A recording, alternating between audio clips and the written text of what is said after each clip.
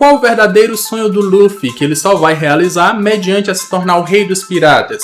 Será que ele é predestinado a realizar esse sonho ou fazer grandes coisas dentro do mundo de One Piece? Para quem será que o Tite daria a Akuma no Mi da Boa Hancock? Quem é essa 10ª ou 10º Capitão Titânico? Para quem ele daria essa fruta? E qual o tipo de Akuma no Mi mais fraco e mais forte em um ranking do mais fraco até o mais forte? Nós vamos comentar sobre tudo isso nesse vídeo aqui. Se você ficou curioso, segue comigo e acompanhe esse vídeo até o final.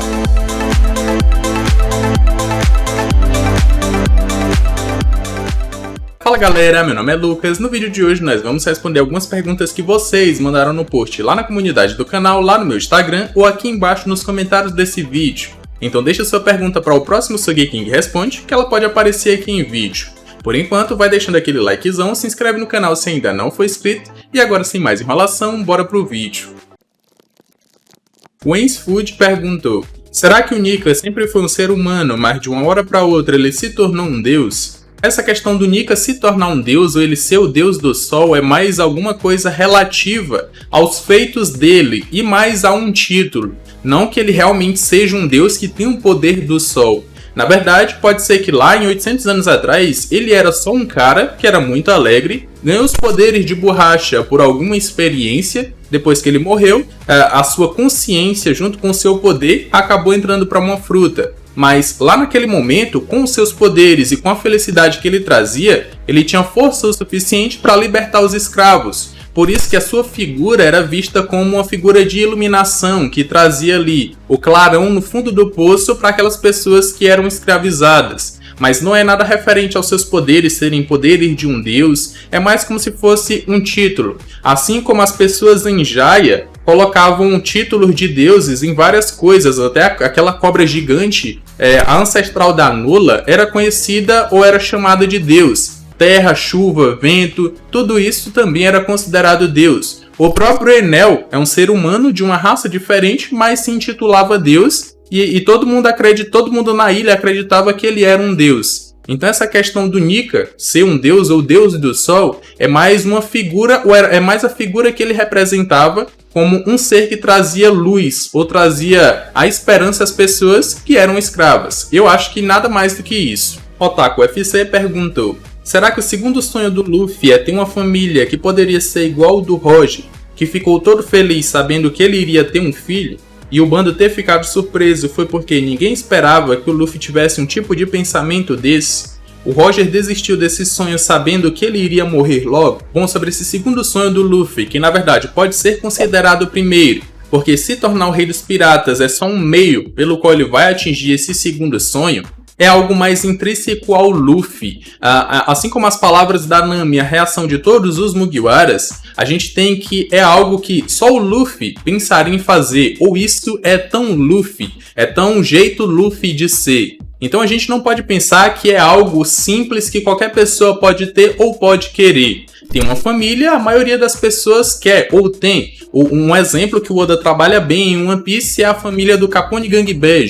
Por mais que ele seja um pirata, sua família está acima. Então a gente tem essa relação dentro do mundo de One Piece, e o sonho do Luffy tem que ser algo que seja intrínseco a ele, ou algo que seja Luffy, seja o jeito Luffy de ser. Tá rolando aí uma teoria, e eu acredito que podem existir duas teorias para o que é o sonho do Luffy. A primeira delas é a que eu acredito, que é a reunião dos sonhos de todos os Yonkous, e aí a gente pode encontrar alguma coisa que o Luffy queira.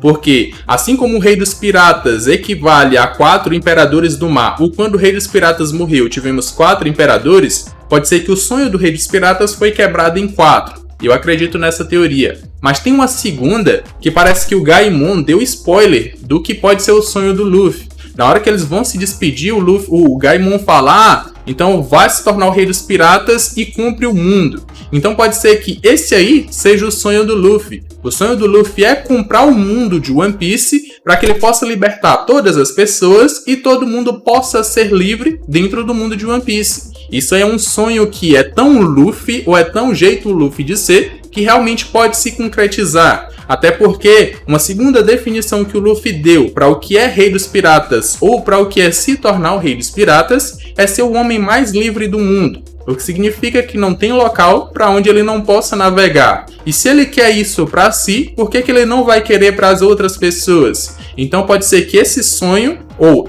o sonho de comprar o mundo inteiro, seja o sonho do Luffy, e ele vai comprar o mundo inteiro com o tesouro One Piece. Se acredita nessa teoria, comenta aqui embaixo que eu quero saber, vou estar vendo e vou estar dando coraçãozinho para vocês. O canal Performance perguntou: Lucas vai ficar chateado ou triste se tudo isso que o Luffy está vivendo na sua jornada for obra do destino? Algo que estava predestinado a acontecer? Eu sinceramente vou ficar muito chateado se isso for a vontade dos D. Tudo estava simplesmente destinado a acontecer e não tem como mudar isso. A questão de destino sempre existiu dentro do mundo de One Piece, a gente não pode negar isso. Já tivemos várias profecias que elas vão acontecer de um jeito ou de outro. Por exemplo, a mulher lá, a Tritona, que prevê o futuro, que agora eu esqueci o nome dela, ela previu que alguém do Chapéu de Palha destruiria a Ilha dos Tritões. Já foi predito que, se o Oden não derrotasse o Kaido naquele momento há 20 anos atrás, só 20 anos no futuro é que alguém ou pessoas apareceriam para derrotar o Kaido e conseguiriam fazer isso. Foi o que se concretizou agora. Então, o destino, ele existe dentro do mundo de One Piece. Agora, o que eu não vou gostar é se esse destino falar especificamente do Luffy. Ah, é o Luffy que vai fazer tudo isso. Aí eu não vou gostar, porque é como se o Luffy fosse predeterminado a fazer determinadas coisas. E isso vai ao contrário do que é ser livre. Pode ser que em determinado momento da sua jornada o Luffy decida que, por exemplo, não quer o tesouro One Piece, ou não quer se tornar o rei dos piratas. E isso significa liberdade, e é a segunda definição que o Luffy deu para o que é se tornar rei dos piratas. Então, o bom da jornada do Luffy é que ele é doido e pode escolher aquilo que ele quiser em determinado momento. Então não significa que vai ser ele que vai fazer determinadas coisas, mas ele pode. E se ele quiser fazer, ele vai, entendeu? Então destino dentro do mundo de One Piece existe. Agora esse destino está entrelaçado ao Luffy, só ele poder fazer isso é que vai ser ruim. Então eu não vou gostar dessa parte. Quando a mulher predisse que alguém iria destruir a Ilha dos Tritões, ela falou de alguém com um chapéu de palha. Qualquer pessoa pode ter o chapéu de palha em um determinado momento. Pode ser que o Luffy passe esse chapéu para uma nova geração. Ou pode ser que se o Roger não tivesse morrendo, quem iria destruir a Ilha dos Tritões poderia ser ele, tendo o chapéu de palha. Ou então o próprio Shanks, que depois o Roger passou para o Shanks. Então tudo isso está relacionado ao destino. Mas qualquer pessoa pode realizar esse destino, não significa que é o Luffy. Mas se for dito que o Luffy foi o predestinado, aí eu não vou gostar. Aí a história vai se tornar ruim. Igor perguntou sobre essa citação que a fruta do Luffy fugia dos Goroseis. Ela tipo manipulava os eventos para escapar? Essa questão da Hito no Mi do Luffy sempre está fugindo do governo mundial foi levantada no momento em que o Luffy despertou. E o que os Goroseis falam é que essa fruta vem fugindo do governo mundial há 800 anos. E aí é como se ela tivesse uma consciência própria e sempre caísse fora das mãos do governo mundial. E outro Gorosei vai lá e fala: isso não é impossível, já que as Zoans têm uma consciência própria. E isso é verdade. As Zoans têm a consciência do animal contido na fruta. E quando uma pessoa come essa Akuma no Mi, como ela tem uma consciência racional, ela vai dominar aquela criatura. E se ela não conseguir fazer isso, ou se for dada um objeto, e esse objeto, como esse objeto não tem consciência, essa consciência da Akuma no Mi vai dominar, então a gente pode ter a explicação para aquelas bestas de Impel Down. Que elas são despertas, elas parecem que não têm consciência humana, mas têm uma consciência animal que foi domesticada pelaquela mulher que também é de Impel Down. Então a gente pode ter a resposta para aquelas bestas de Impel Down. Só sobre essa questão da Akuma no Mi do Luffy fugir do governo mundial, pode ser que ela realmente manipule os eventos para sempre causar azar para o governo mundial e sorte para ela. Sorte no caso de sempre que o governo mundial estiver próximo de pegar essa Akuma no Mi, ela vai lá e acontece alguma coisa ou algum evento que faça com que essa Akuma no Mi seja pega das mãos do governo mundial e vá para longe. Mas não é como se, por exemplo, a Akuma no Mi pegasse, o governo mundial está próximo, agora eu vou sair rolando aqui e aí eu vou ficar embaixo daquela mesa e eles não vão me pegar. Não é mais ou menos, não é como se fosse isso. É como se ela tivesse sempre sorte e o governo mundial sempre tivesse azar no momento que fosse pegar essa Akuma no Mi. É mais ou menos assim que eu consigo pensar. Mailson Silva perguntou: eu tenho uma teoria que Little Garden era na verdade uma base que alguém, talvez o povo do Reino Antigo, onde eles ressuscitaram os dinossauros, nos experimentos para criar zoans ancestrais, tipo para testar o fator linhagem deles, saber o que eles faziam para criar melhor as Akuma no Mi. Na verdade, sua teoria pode ter um pouco de verdade, que no caso seria que alguém do século perdido, ou alguém que criou as Akuma no Mi, foi até Little Garden para recolher amostras dos seus fatores genéticos para poder criar as Akuma no Mi. Mas não é como se eles tivessem criado os animais do zero. Até porque já foi dito dentro da história de One Piece que as ilhas evoluem de maneiras independentes. Você pode pensar nas ilhas de One Piece quase como se fossem mundos ou planetas diferentes do planeta Terra. Mas tudo dentro dessa esfera que é o planeta de One Piece. Lá em Dragon Ball a gente tem o planeta Terra e eles vão viajando para vários outros planetas diferentes com animais e raças diferentes e outros tipos de povos. Em One Piece é da mesma forma. Na ilha que o Luffy treinou, que foi Rusukaina, lá teve um povo que não conseguiu resistir à briga por espaço lá com as outras raças e acabou sendo extinta. Então, cada uma das ilhas é um tipo de clima, um tipo de fauna e flora diferente. É como se fosse um mundo diferente. Então, a ponta de razão que sua teoria tem é que alguém do século perdido pode ter realmente ido para aquela ilha para coletar os dados e criar as Akuma no Mi, mas não é como se eles tivessem criado os dinossauros de lá. Até porque aquela ilha não evoluiu.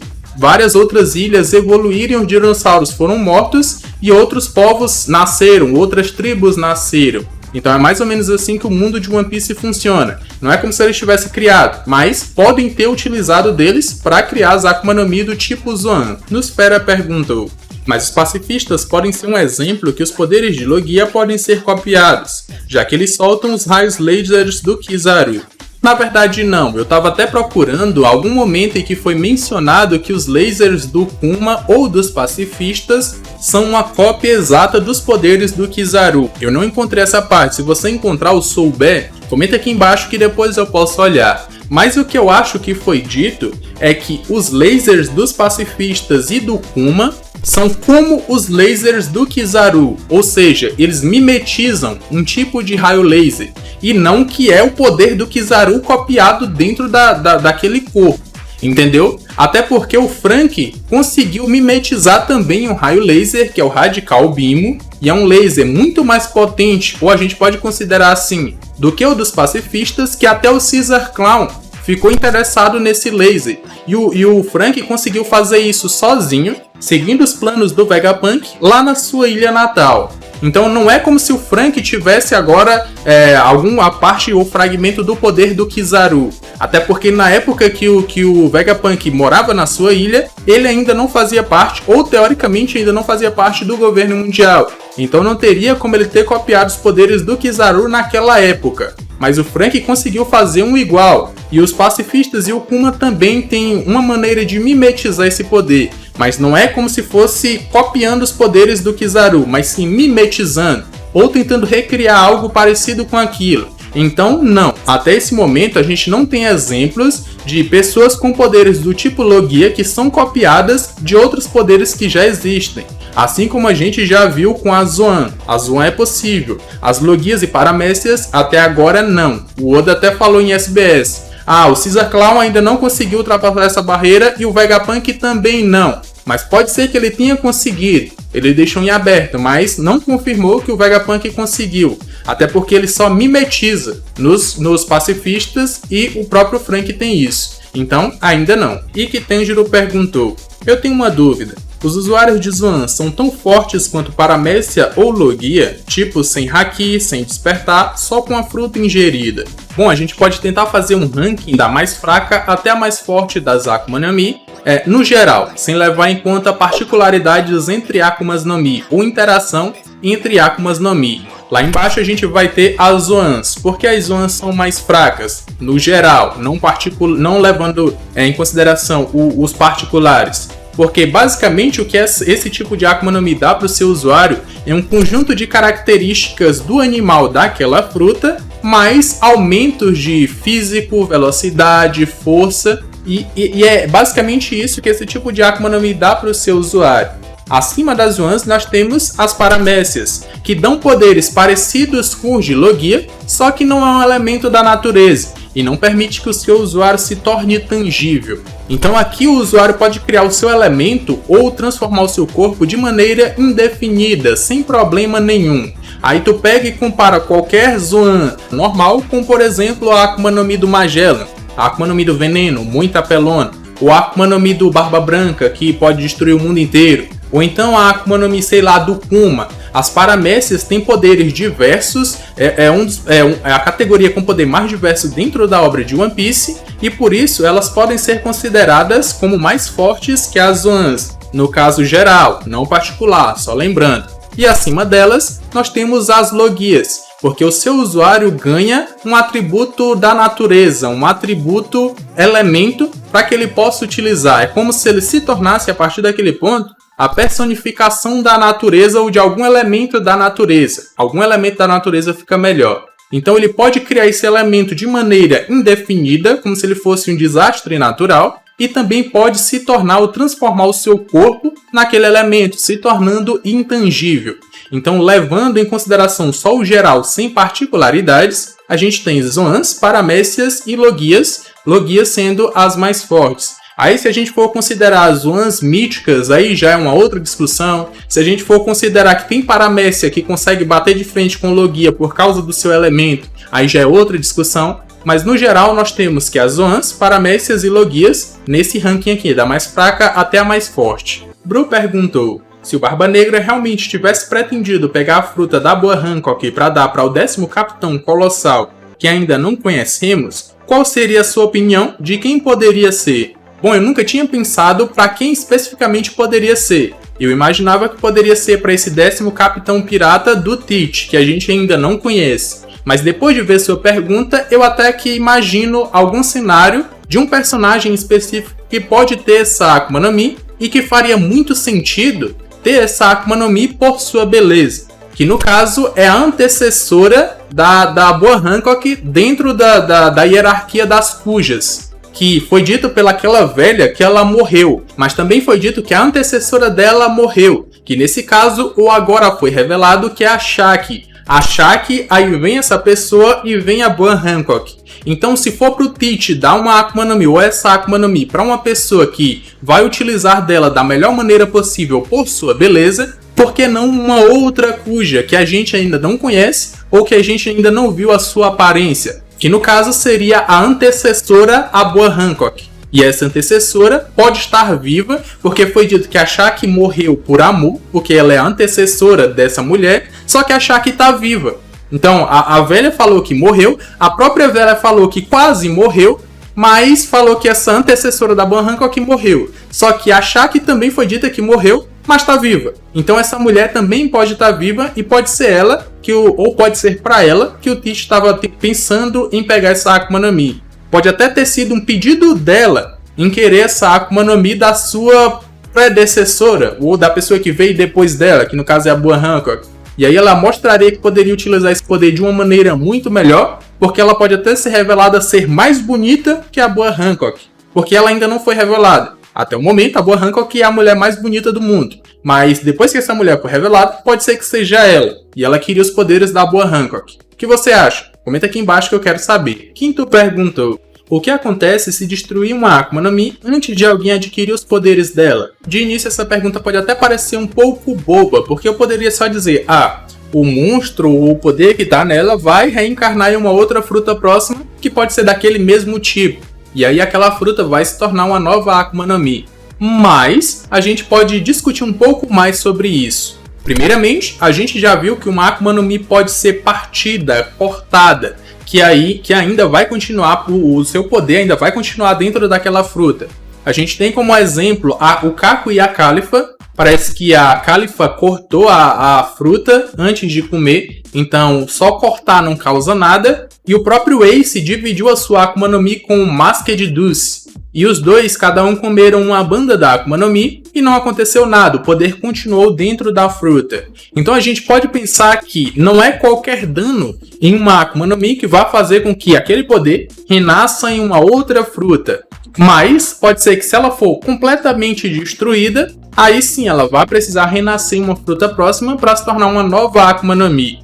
Um outro ponto que a gente pode pensar sobre isso é que dentro do mundo de One Piece já foi dito que o Kaniba pode dar poderes de Akuma no Mi, porque a Big Mom foi lá, abocanhou a sua mãe, a velha, e acabou adquirindo seus poderes. Então a gente pode pensar que uma pessoa, a partir do momento que ela come uma fruta, ela se torna uma fruta ambulante. Uma fruta ambulante que, por ter consciência, pode usar os poderes daquela Akuma no Mi, ou os poderes da fruta. Mas se essa pessoa for comida, os poderes dela vão passar para essa outra pessoa. Ou então, se uma parte do corpo dessa pessoa for comida, o poder vai passar para uma outra pessoa. Então, só de uma pergunta que parece simples, a gente pode tirar várias lições sobre ela. Primeiro, que não é qualquer corte que vai funcionar para acabar com o poder dessa Akuma no Mi. Mas pode ser que, se ela for completamente destruída, aí sim vai precisar. E quando uma pessoa come uma Akuma no Mi, ela pode até ser considerada uma fruta ambulante, porque uma outra pessoa pode chegar lá e comer ela e ganhar os seus poderes. Agora chegou a sua vez de participar desse vídeo, já comenta aqui embaixo a sua pergunta para o próximo Sogeking Responde,